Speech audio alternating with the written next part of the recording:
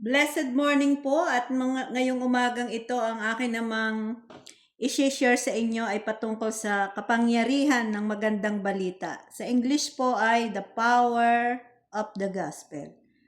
Meron palang kapangyarihan yung magandang balita ng kaligtasan tungkol sa Panginoong Hesus. So, atin pong aaralin o i-share ko sa inyo bakit anong meron doon sa mabuting balita ng kaligtasan tungkol sa Panginoong Hesus? In fact, napakaraming namatay dahil sa pananampalataya sa Panginoong Hesus at sa mabuting balita.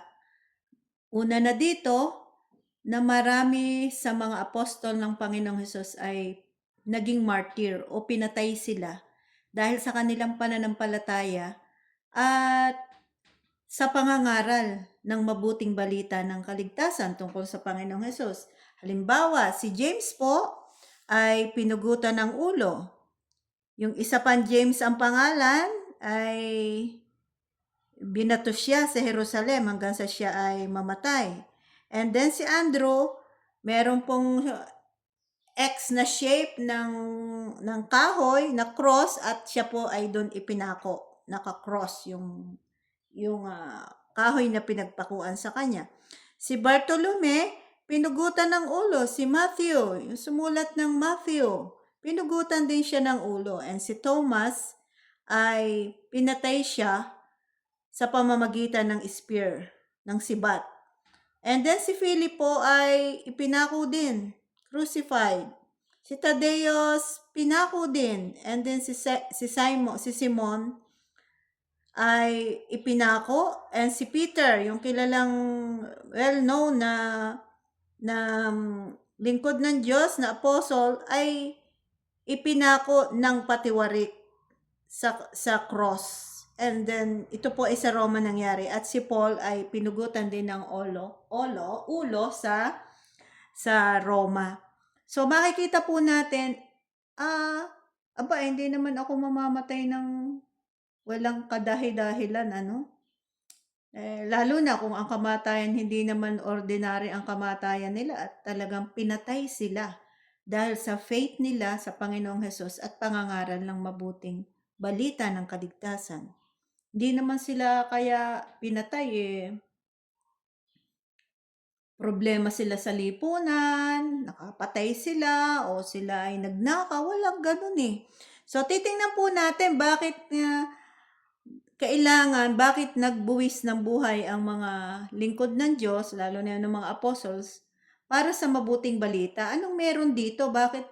Kasi, as I said before, hindi ka naman basta mamamatay kung hindi valuable yung isang bagay na ipinaglalaban mo.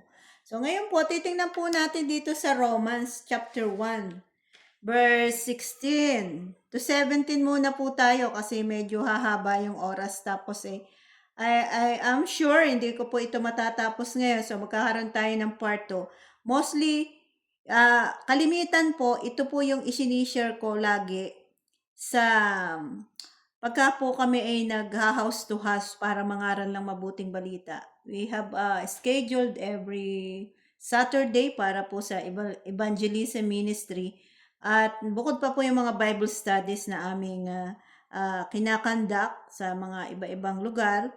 So, titingnan po natin. Ang sabi po dito sa Romans chapter 1 verse 16, hindi ko ikinahihiya ang magandang balita. Bakit? Sapagkat ito ang kapangyarihan ng Diyos para saan?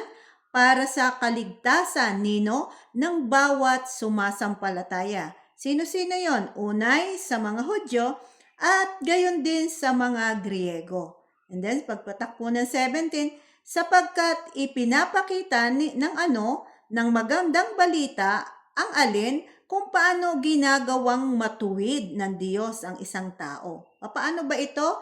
At ito ay sa pamamagitan ng pananampalataya. Paano yon? Buhat sa simula hanggang hanggang sa wakas. Tulad ng sinasabi sa kasulatan, ang itinuturing na matuwid ng Diyos sa pamamagitan ng pananampalataya ay mabubuhay. And then sa English po naman, ang sabi dito, the power of the gospel, I have complete confidence in the gospel.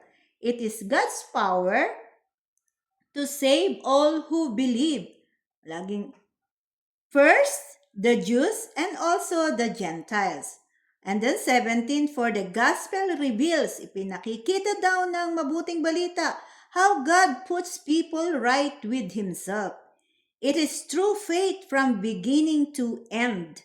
As the scripture says, the person who is put right with God through faith shall live. Amen. So, ngayon po, pagkatapos po nito na atin itong mabasa, syempre, ang gagawin po natin sa salita ng Diyos, scrutinize po natin para bang dinadissect natin isa-isa kung sa hayop. Yung mga nag-aaral ng medicine, yan na yan. Halimbawa, yung palaka, aalisin nila isa-isa yan. Pag-aralan, bawat himay-himay nung palaka, yung mga ugat, yung part niya. So, ganun din po sa pagbabasa ng salita ng Diyos. Mahalaga po, pagkatapos po nating basahin, ay i-dissect na natin. I-scrutinize natin, para tayo may magnifying glass, itingnan natin yung kabuti-buting tinga kung ano ba yung pinapakahulugan ng Diyos doon sa kanyang salita. Actually, ang sumulat po ng Roma ay si Apostol Pablo. At nang ito po ay sinulat niya, if I'm not mistaken, ay nakakulong po siya. Nakakulong po siya kasi po bago pa siya, nung siya po'y nangangaral at mahigpit na tagasunod ng Panginoong Hesus at nangangaral, ay ng mabuting balita ay dumanas po ng mahihigpit na persecution si Apostol Pablo. Siya po'y nilitis, pinagtangkaan ng buhay niya, pinagbabato siya, at nanganib ng maraming beses ang kanyang buhay, and yet, hindi po napigil si Pablo. Kaya, nung ito ay kanyang sinulat, possible na siya ay nakakulong noon. At siyempre kung nasa kulungan ka na, hindi ka na magagamit ng Panginoon, pero hindi, nagkamali ang kaaway sapagkat yung kanyang mahirap na situation, ginamit pa rin niya yon para mag-benefit tayo. Tayong mga lingkod, tayong mga magiging tagasunod ng Panginoong Hesus. Kaya sabi niya, hindi ko ikinahihiya ang magandang balita. Sabi niya, hindi ako natatakot kahit pa ako ikulong nyo, kahit pa ako i-persecute nyo, at kahit pa ito'y pagbuwisan ko ng buhay, ay hindi ako mapipigil para mangaral ng mabuting balita. Yun po yung sinasabi ni Apostol Pablo. Bakit ba niya ito ginagawa at bakit kailangan na pati lahat halos mostly ng mga apostles ay namatay na. Actually, ang kamatayan nila hindi naman ordinaryong kamatayan na para bang nagkasakit ka lang, nilagnat ka o anong naging sakit mo, ikinamatay na. Hindi, ito yung pag sinabing martyr, hindi ordinaryong kamatayan, talagang may very very painful at severe yung painful na kanilang naranasan. Pinahirapan sila bago sila pinatay. Ngayon, sabi po diyan ni Apostol Pablo, bakit hindi? Sabi niya, hindi ko ito kinahihiya kahit pa magbuwis ako ng buhay. Sabi niya, sapagkat naroon mismo, sabi niya, sapagkat ito ang kapangyarihan ng Diyos. Sabi niya, naroon mismo sa magandang balita ang power ng Diyos, ang kalooban ng Diyos. Para saan? Para sa kaligtasan. Sabi niya, naroon mismo, kumbaga, yung pinakabuod noong mabuting balita ng kaligtasan tungkol sa Panginoong Hesus ay nadoon yung sikreto para magkaroon ng kaligtasan ang mga tao. Sabi niya, at sino yung mga maliligtas? Sabi doon, sa bawat sumasampalataya. Therefore, kung ako pala, individual, bawat isa, ibig sabihin individual itong gagawin ng Panginoon, isa-isa para sa lahat ng mga tao na kapag nalaman natin ang mabuting balita ng kaligtasan at sumampalataya tayo, di sakop tayo dun sa kaligtasan. Kaya sabi dito, sa bawat sumasampalataya. Therefore, wala talagang pinipili ang Diyos pag kaligtasan ang pag-uusapan. Sapagkat maging ordinaryo ka man tao at kilala ka man sa lipunan, mayaman ka man o mahirap nakapag-aral o hindi, sakop ka ng kaligtasang ino-offer ng Diyos. Sabi niya, pagka sumampalataya doon sa mabuting balita ng kaligtasan tungkol sa Panginoong Hesus, ay di magkakaroon kayo ng kaligtasan. Sabi niya, una, sa mga Hudyo, at yan din sa mga Griego, kahit yung mga Hudyo, na sila ay tinatawag na God's nation, yung people of God, children of God, kahit sila ay pinili ng Diyos, at sila ay nasa kanila ang kautusan na ibinigay ni Yahweh ng panahon ni Moses, still kailangan pa rin nilang dumaan doon sa mabuting balita ng kaligtasan at panampalatayanan nila ito. Dahil kung magkakagayon, ay sila magkakaroon ng kaligtasan. At yun namang mga Griego ay tulad natin, hindi tayo kabilang sa lahi ng mga Hudyo. Ang tawag sa ating mga Griego, at ang mga Griego ay wala silang Diyos. Tayo ay sumasamba sa mga Diyos at mga Diyos-Diyosan.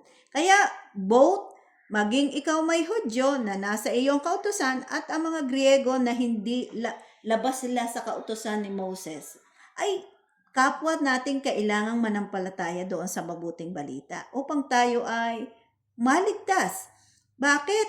Sapagkat ipinapakita ng magandang balita, ibig sabihin, kapag ito ay inibahagi sa atin, marirealize natin, that is the very first thing na magagawa ng kaligtasan sa atin, marirealize natin, sabi, sapagkat ipinapakita, ipakikita, ipauunawa sa iyo ng magandang balita kung paano ginagawang matuwid ng Diyos ang isang tao. Ibig sabihin, doon lang ako magkakaroon ng realization na, pagka pala nanampalataya ako sa mabuting balita sa Panginoong Hesus, sa siya muling binuhay, ay ako pala'y magkakaroon ng kaligtasan. That is, kasi sabi doon, naroon ang sapagkat mapamamalas, ipauunawa sa atin ng magandang balita kung paano ginagawang matuwid ng Diyos ang isang tao. Gagawin akong matuwid mula sa ako ay makalaman, na ako ay nananahan sa akin ang kasalanan at ako ay under the power of sin. Ako ay alipin ng kasalanan at yung kahinaan ng sin ay naman ako kay Adan. Kaya dahil doon, nakakagawa pa ako ng marami pang mga pagkakasala. Pagka pala ako ay nanampalataya, gagawin akong matuwid ng Diyos. Ibig sabihin, sapagkat ang pananampalataya ay sinasabi ng banal na kasulatan, ito'y may pag-amin sa iyong mga kasalanang nagawa. Aaminin mo ito sa Diyos at may willingness ka na ito ay talikuran at ikaw ay magdesisyon na susunod ka sa Panginoon. Kaya nga, kapag naunawaan mo ito ng lubos, magiging matuwid ka sa Panginoon at sapagkat ipatatawad ng Diyos sa atin ang lahat ng ating mga pagkakamaling nagawa. And then, ang sunod po, at ito, sabi niya, ulitin ko ulit, sapagkat ipinapakita ng magandang balita kung paano ginagawang matuwid ng Diyos ang isang tao at kailan ito mangyayari. At ito'y sa pamamagitan ng pananampalataya. Tingnan po natin, inulit-ulit. Ibig sabihin po, pag ilang beses inulit, 2 beses, 3 beses, 4 na beses inulit, mahalaga po yun, yung salitang pananampalataya. Sabi niya, at ito ay sa pamamagitan ng pananampalataya. Ako, nananampalataya ako. Nalaman ko ang mabuting balita na ako pala'y niredeem ng Panginoong Hesus sa aking mga kasalanan.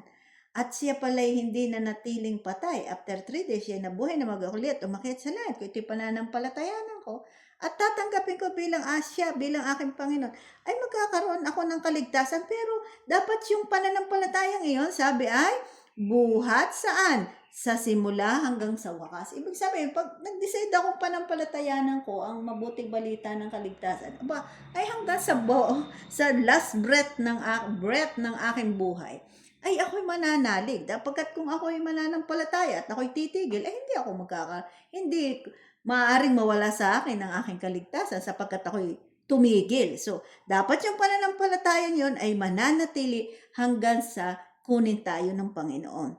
At tulad ng sinasabi sa kasulatan, ibig sabihin, pag ito po'y ipinahahayag, sinasabi ng kasulatan, ibig sabihin, not irrevocable, hindi po ito pwedeng pasubalian. Ang itinuturing na matuwid ng Diyos, saan daw po? Sabi, yun daw pong ituturing na matuwid ng Diyos. Saan? Sa panamamagitan ng pananampalataya. Ano po mangyayari? Ay mabubuhay. Kaya kahit po tayo mamatay, di tayo magkakaroon ng buhay na walang hanggan sa piling ng Diyos. Tulad ng ginawa ng Diyos Ama sa Panginoong Hesus. Ang Panginoong Hesus po ay ilibing, binuhay po siya sa pamamagitan ng kapangyarihan ng Diyos Ama. At ang banal na Espiritu po ang nag-raise ng body niya. At nang siya po i-raise na, hindi na po yung nabubulok na body. Ang body na kanyang erase siya ng banal na espiritu ay panlangit na po. Kaya po siya ay umakyat sa langit at naluklok sa kanang trono ng Diyos Ama. So therefore, kung ikaw ay mananampalataya, pagsisisihan mo yung mga kasalanan, at Panginoon, ako ang Jesus, ako po'y handang talikuran ang aking mga maling gawi at maling gawi, at ako po'y susunod sa inyo. Di papatunayan ko yan sa pagpapabautismo ko sa pangalan ng Panginoong Hesus sa pamamagitan ng tubig. Sa ganun, ako'y patatawarin ng Diyos at ako'y ituturing na matuwid. So, bagamat ako, physical, mamamatay ako, ililibing ng 6 feet below the ground ang aking body, and yet ang aking namang kaluluwa at espiritu'y babalik sa Diyos para magkaroon ng buhay na walang hanggan. Hindi ko na daranasin yung kapahamakan doon sa apoy ng pagdurusa. Yan po yung ipinapakahulugan ng mabuting balita ng kaligtasan. At sa susunod pong topic ko, ay pauunawa ko naman, isi-share ko naman po sa inyo paano naman nagkakaroon ng genuine na pananampalatayang isang tao na tanggap ng Panginoon sa atin. Hanggang sa muli po at pagpalain po tayong lahat at loobin ng Diyos na magkaroon tayo ng hangarin na atin pong unawain at tanggapin ang mabuting balita ng kaligtasang ipinangangaral ngayon sa lahat ng tao.